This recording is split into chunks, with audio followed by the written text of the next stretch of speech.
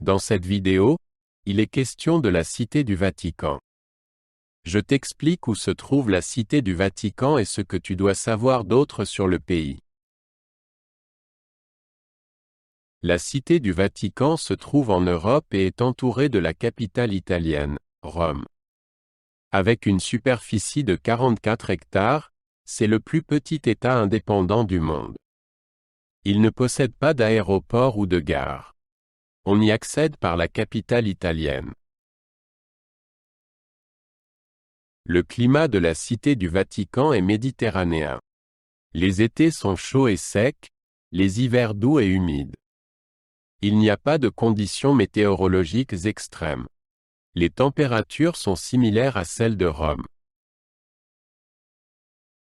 La Cité du Vatican a été fondée en 1929.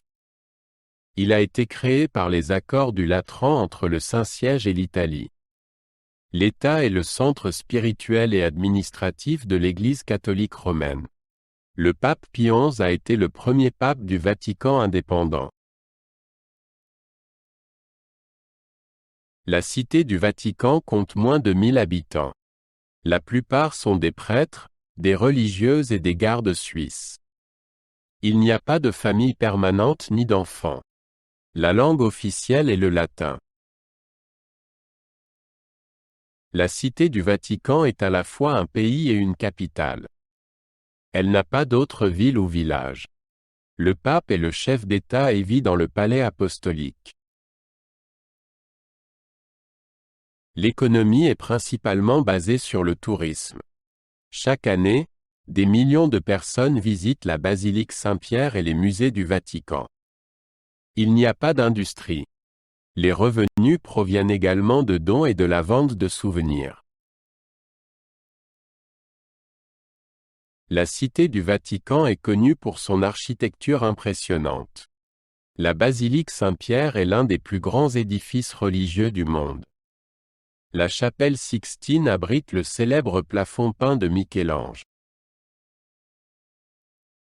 L'Église catholique romaine est la religion principale. Le pape est le chef religieux de plus d'1 milliard de catholiques dans le monde. La Cité du Vatican est un lieu important pour les pèlerins du monde entier. Bien que petite, la Cité du Vatican possède une culture riche. Les musées du Vatican abritent l'une des plus grandes collections d'art au monde. La musique et le chant choral jouent également un rôle important dans les célébrations liturgiques.